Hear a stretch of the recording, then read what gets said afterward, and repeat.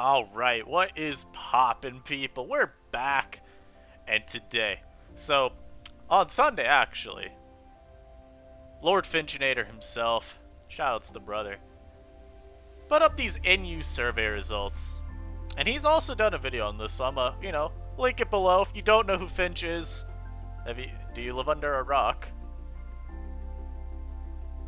Like, really? Anyhow, if you haven't watched his video, I recommend that you do. It's always nice to get a little bit different of a perspective, I think, with these things.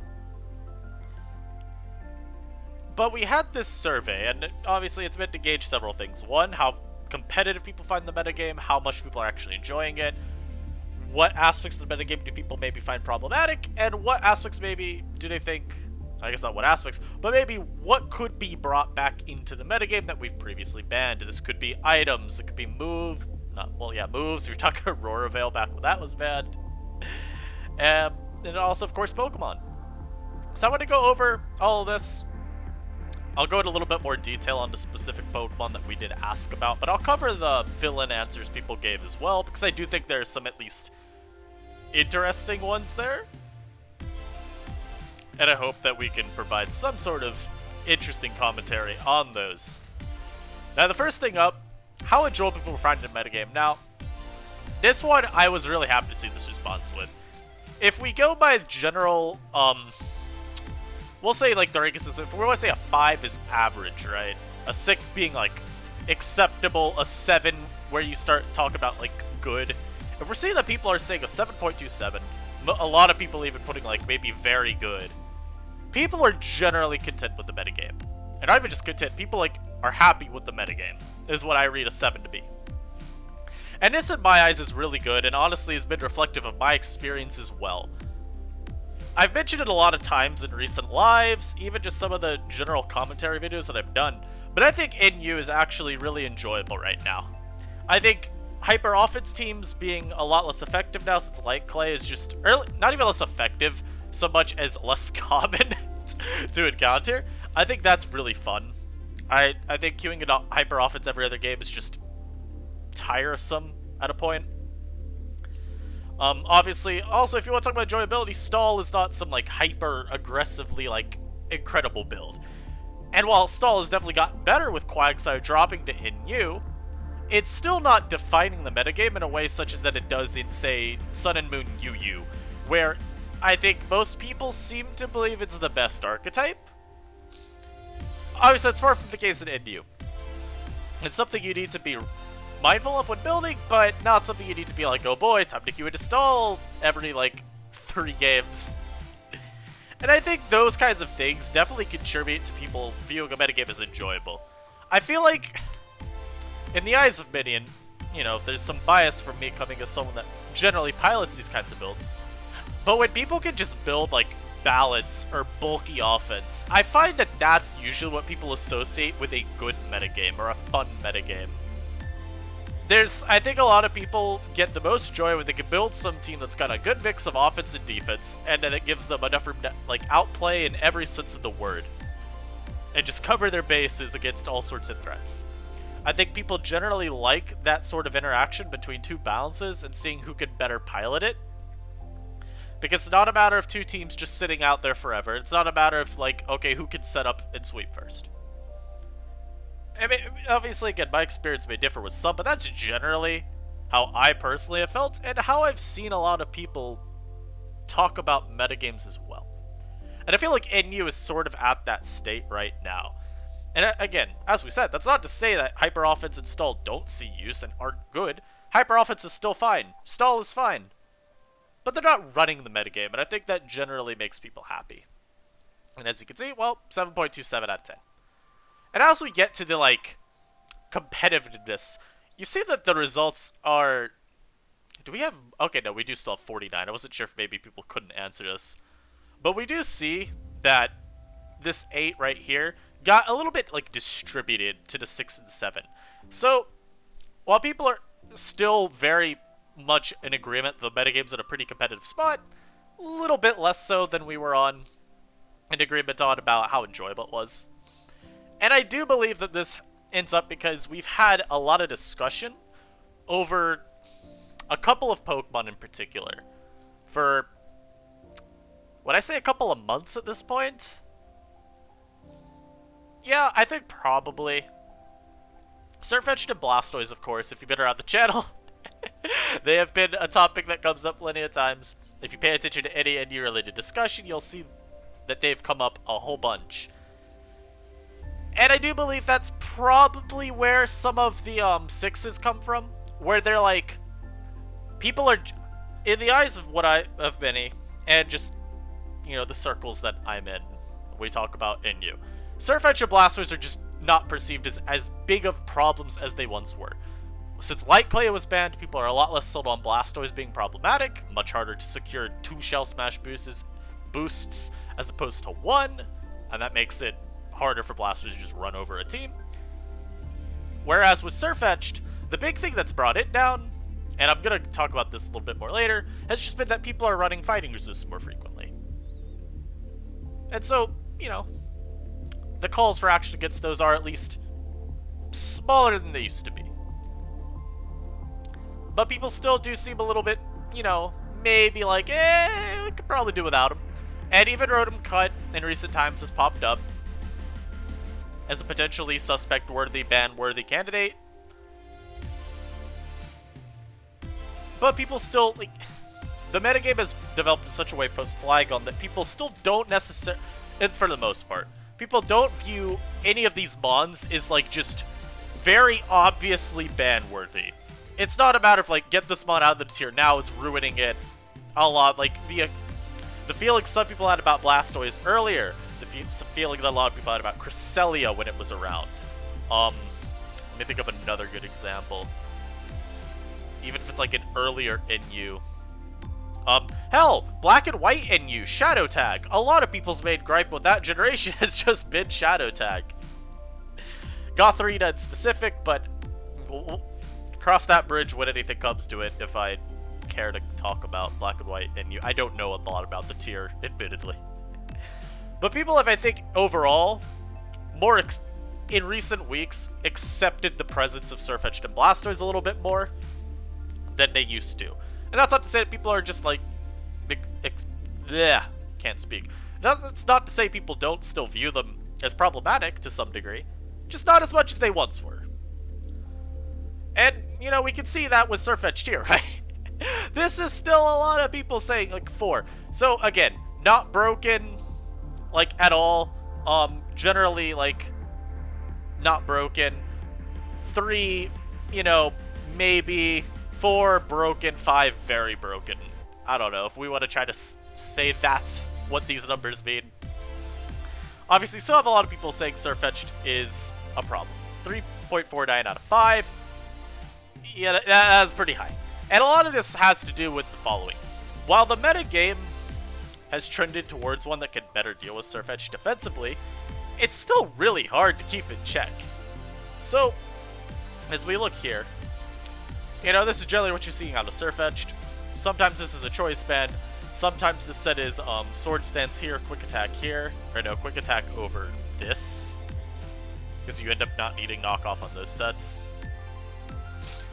But as the metagame has developed post-Flygon, less people are no longer using this really non-effective physical wall as their maybe primary means of dealing with physical attackers.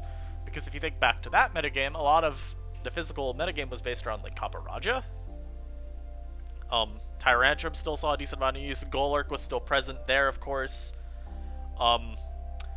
Guzzlord sets that couldn't deal with Flygon, so, you know, read that as non-outrage, non-dragon move. Toxicroak, I would say, was more common in that metagame as well, because Vaporeon was more common. But with Flygon out of the picture, you see a lot more Garbodor. You know, best defogger, one that completely stifled Garbodor. You see that more. Vileplume has obviously picked up a lot recently as well. Sylveon is still really present. Dragalge is still really present. Xatu is honestly more common. Talonflame, a little bit more common, I would say. And although these Pokemon aren't incredible Surfetch checks, not all of them, some of them are better than others, of course, Garbodor, Talonflame, for instance. They still keep it in check pretty well, I would say, overall. Surfetch'D is very reliant on critting through them if it's to run its leak set. Or if it's running Choice Band, very reliant on getting that prediction right. And of course, if you're a Choice Band, well then First Impression has more opportunity cost to using it, leaves you exploitable, and gets to options like Salazzle, for instance. And it just really helps with Talonflame being so ubiquitous. While you can always knock it as it comes in, you're always risking that Flame Body Burn. I think Surfetch kind of mandates Diancie support, as Expulso said in the Discord not too long ago. Just because that mod is so problematic for Sirfetch'd.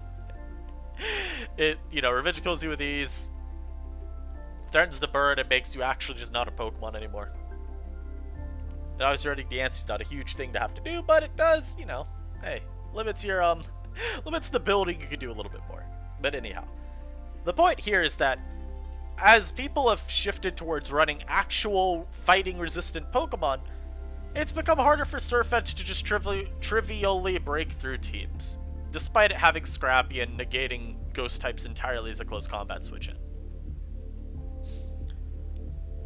As we noted, people still overall view Surfetch as potentially too much of a problem, in part because, you can still crit through a lot of counterplay, you still have really good, coverage. But at the same time, the bulk's a problem. The metagame trends don't exactly help Surfetch'd. I wouldn't be shocked at all to see a thread go up, whether it's just like one of those on-the-radar style threads where like, hey, we're considering action, but we want to hear more from y'all.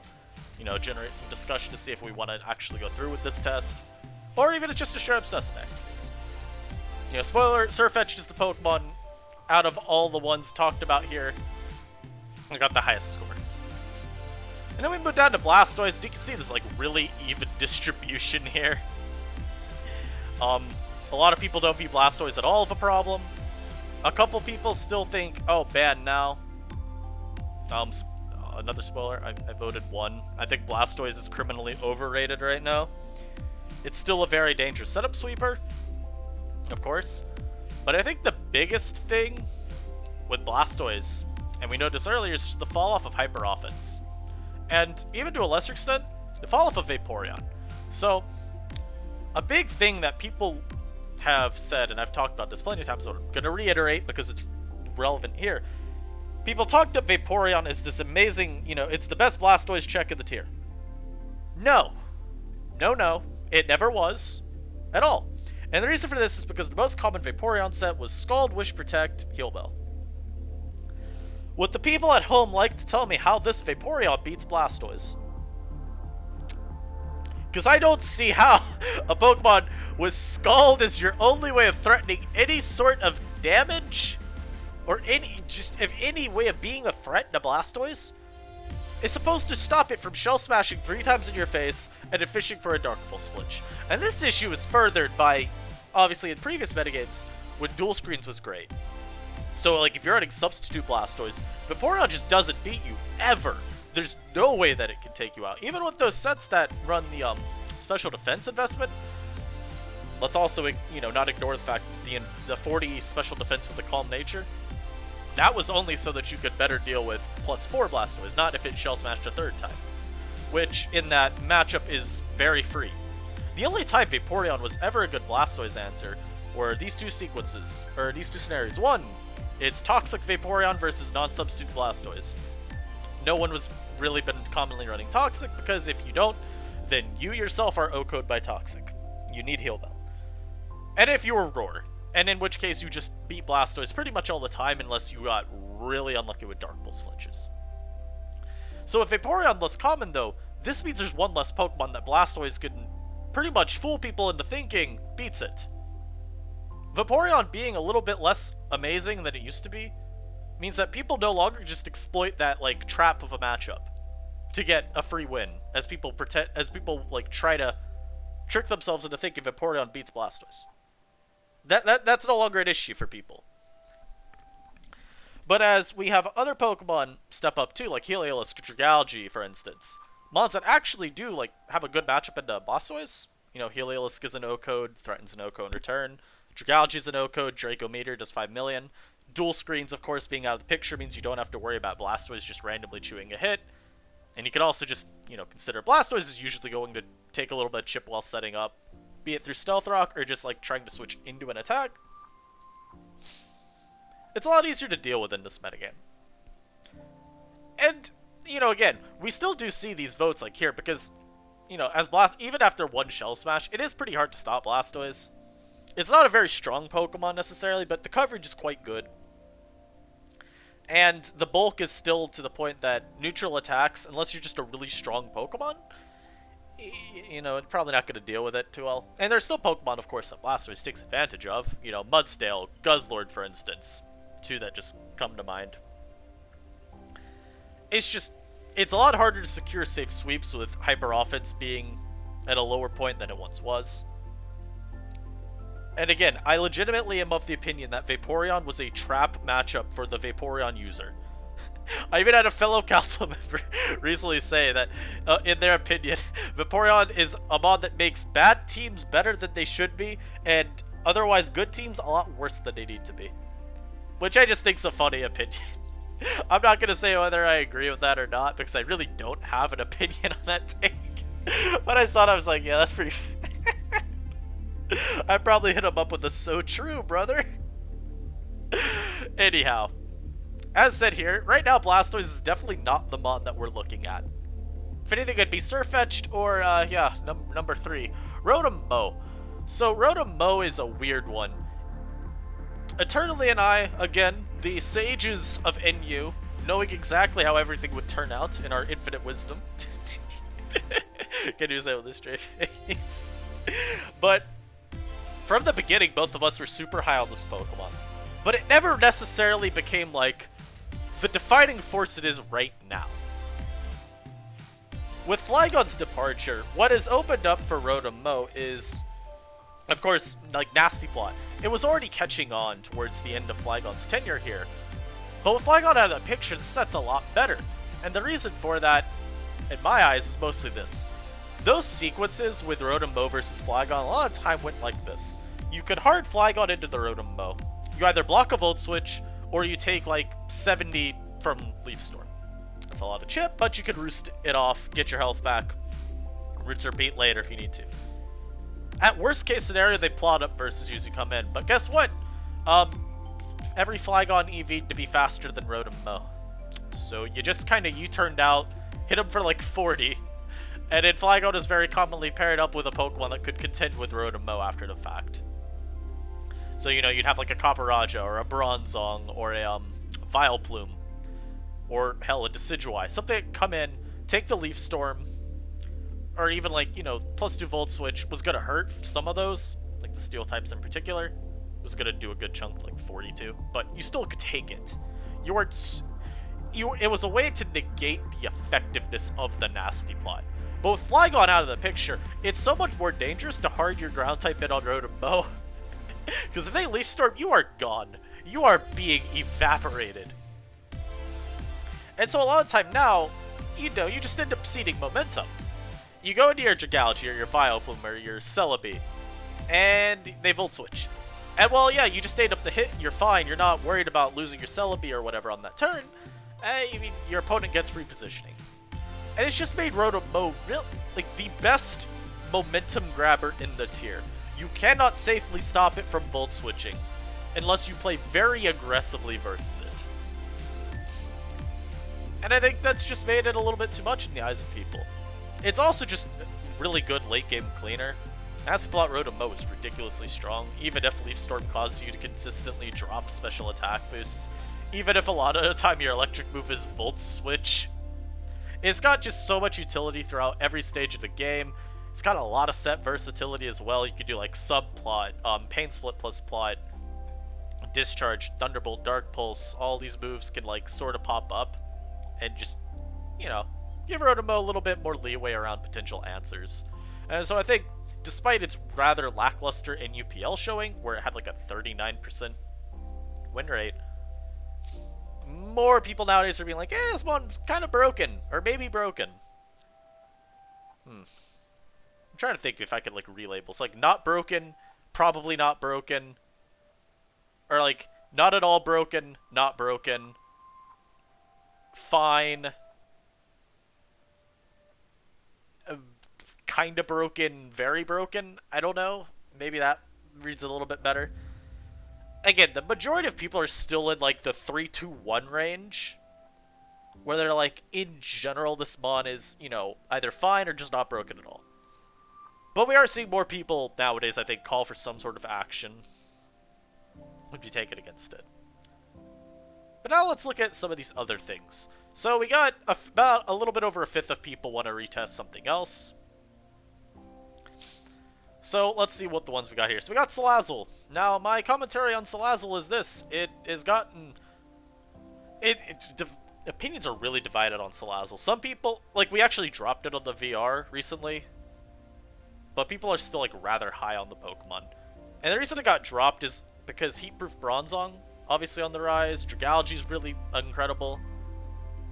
What was the other one? Not Salazzle. Talonflame, super common.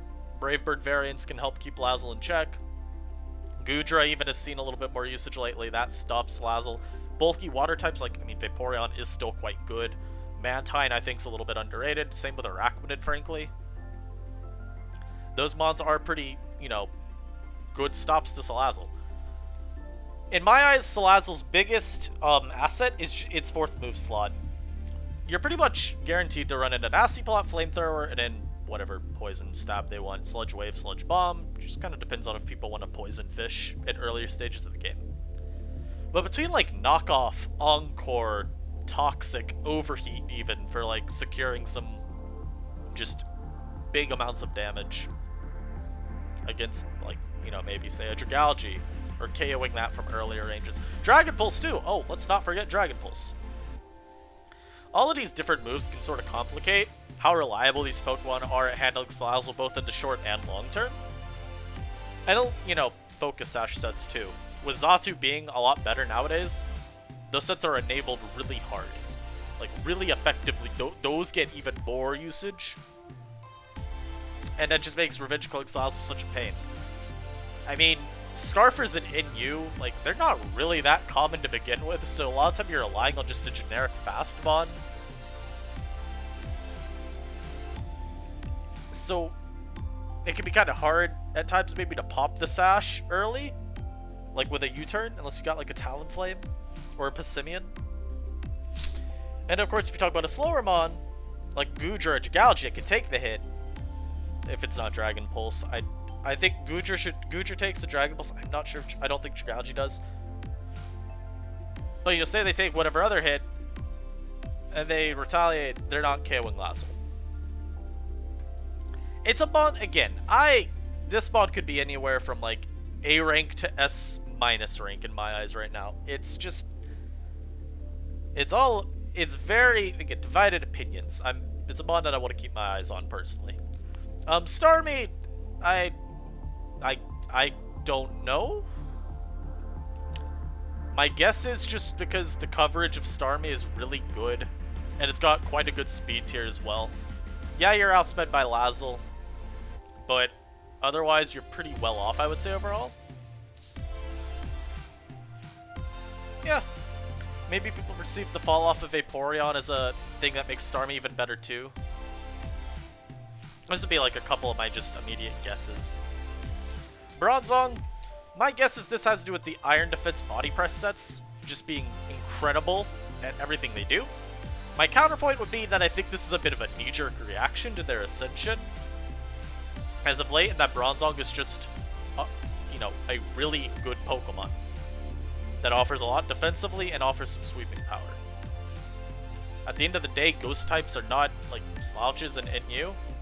You know, you got like Specs Decidueye, even, you know, just standard CB Decidueye.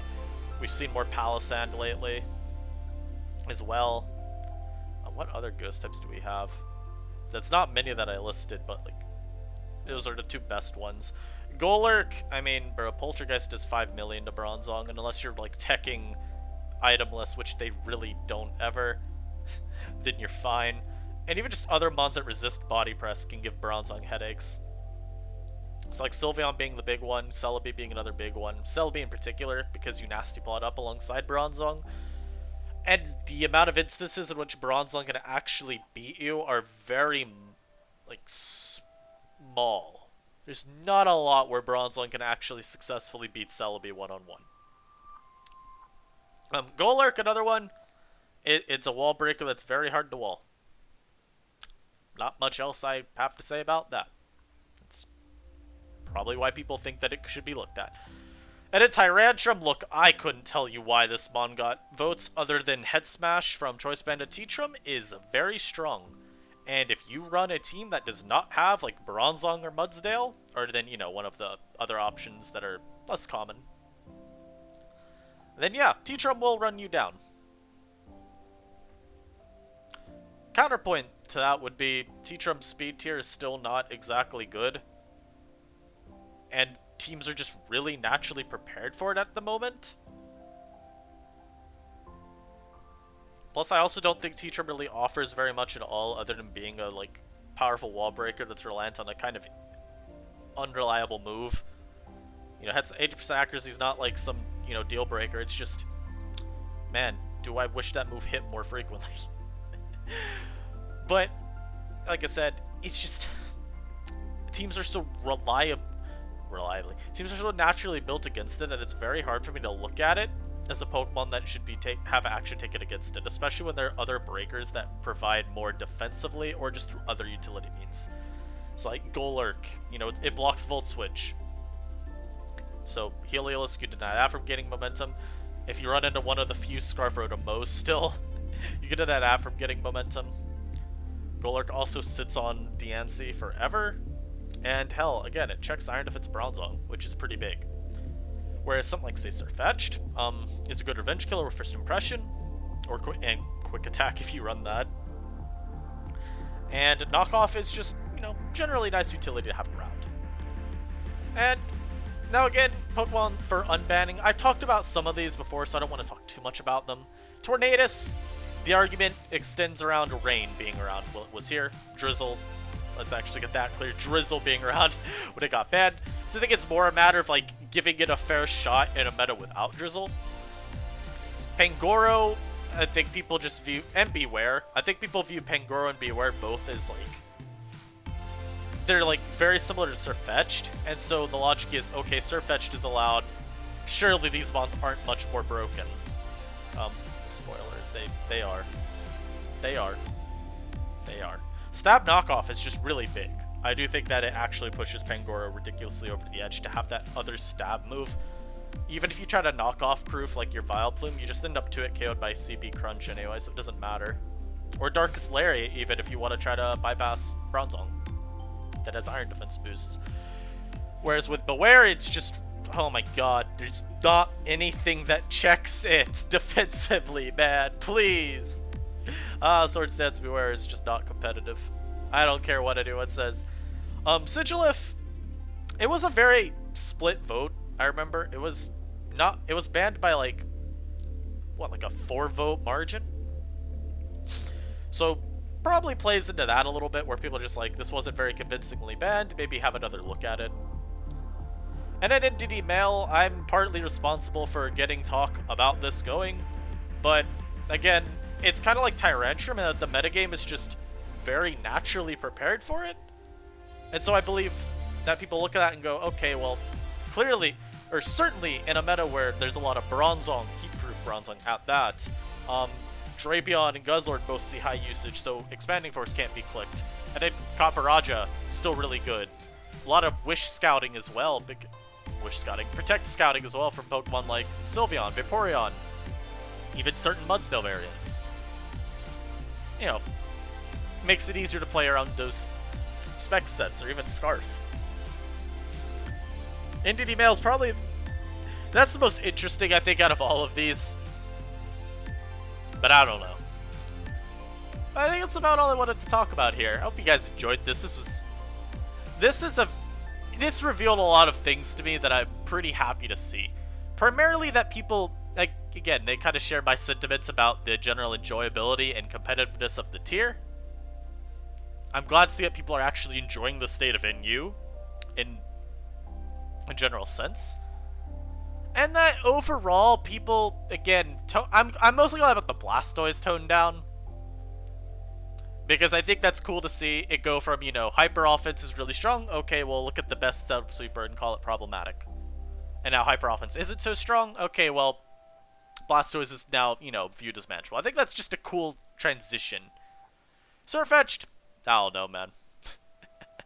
It's so hard. My thing with Sirfetch'D is it's so hard for me to look at a Pokemon that does nothing defensively and be like, yeah, that's broken. Obviously, you have cases where that's just the case. I mean, like, put Deoxys attack in Inu. Yeah, no, goodbye. No. Don't care if you have 20 defenses. Goodbye. It's, again, it's apples to oranges, but that's the general point I'm going for there. Anyhow, let me know how y'all feel about certain Pokemon down below. Be it one of these up here that we like officially put on the survey, any that other people voted as a fill-in response on the survey, or just, you know, maybe some other Pokemon that you think should be looked into. I mean, I'm sure there's still people out there that view Copperajah is broken, especially with Flygon being out of the picture is a pretty decent stop to it. Anyhow, hope you all enjoyed this, and I'll catch y'all later. Peace.